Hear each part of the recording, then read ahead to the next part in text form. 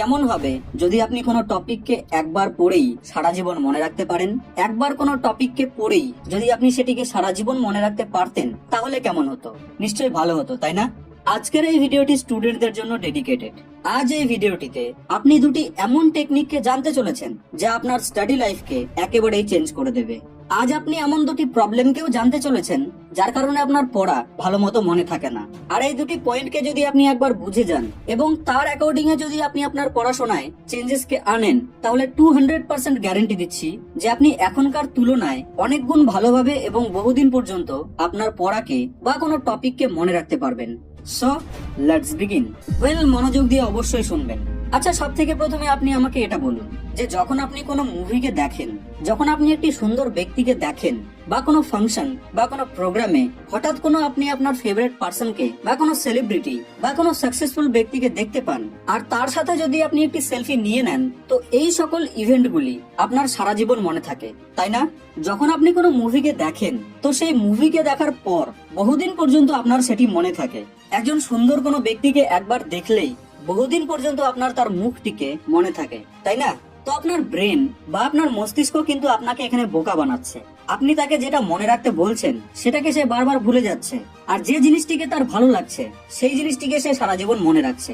তো একবার ভেবে দেখুন যে এই ব্রেন পাওয়ারটি যদি আপনার লাইফের প্রতিটি ফিল্ডেই ব্যবহার হতো, তাহলে কেমন হতো? যদি আপনি একবার কোনো টপিককে পড়ে, কোনো সাল, কোনো কেমিক্যাল রিয়াকশনের ফর্মুলাকে পড়ে যদি সারা জীবন সেটিকে মনে রাখতে পারতেন, তাহলে কেমন হতো?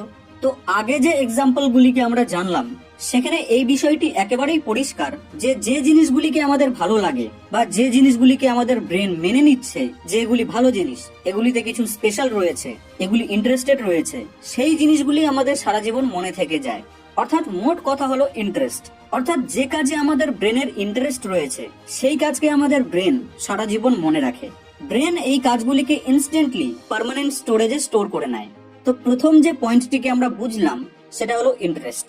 যদি আপনি পড়াশোনা করেন কিন্তু ইন্টারেস্ট নেই, যদি আপনি কোনো কাজ করেন কিন্তু ইন্টারেস্ট নেই, আপনি জোর করে করছেন কারণ বাড়ির লোক করতে বলেছে, ফেল হয়ে যাব, তো ইন্টারেস্ট নেই, কিন্তু তবুও যদি আপনি সেই কাজকে করেন বা পড়াশোনা করেন, তো জেনে রাখুন যে একবার নয়, 10 বারও নয়, 100 বার পরেও সেই পড়া আপনার মনে থাকবে না।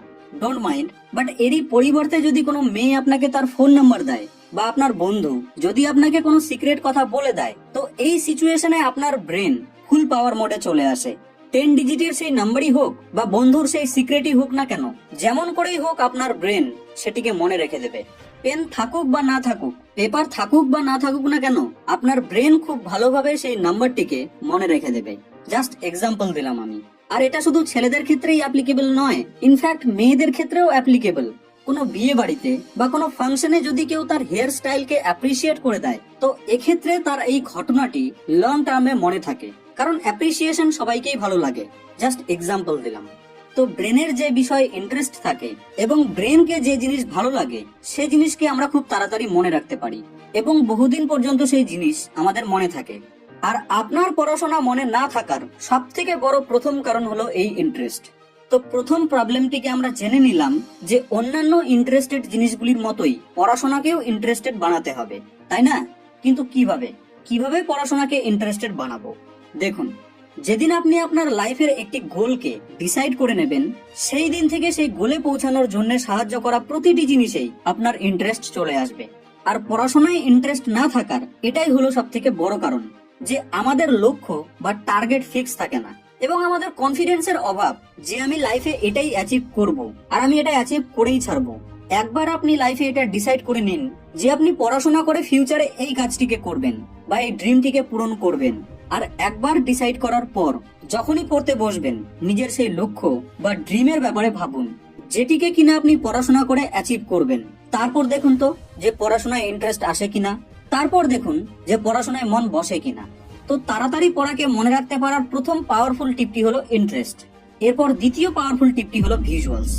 দেখুন, এই ভিডিওটির প্রথম থেকে শুরু করে এখন পর্যন্ত যতগুলি এক্সাম্পল আমি আপনাকে দিলাম, সেই সকল এক্সাম্পলগুলির মধ্যে একটি কমন জিনিস ছিল, যা হলো সেই সকল ইভেন্টগুলি বা সেই সকল মুভমেন্টগুলি আমাদের চোখের সামনে হয়েছিল, তাই না?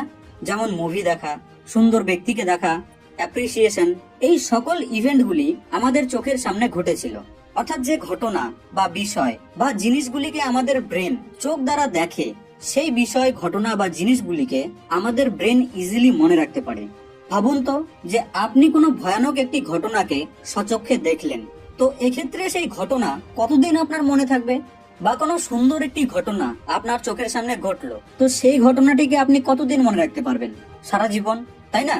তো ঠিক একই রকম ভাবে যখন পড়তে বসবেন, তখন নিজের ব্রেনে সেই পড়ার অ্যাকর্ডিং এ সিন ক্রিয়েট করুন। শুধুমাত্র অনর্গল ভাবে না পড়ে বরং সেই পড়াটির একটি মুভি তৈরি করুন।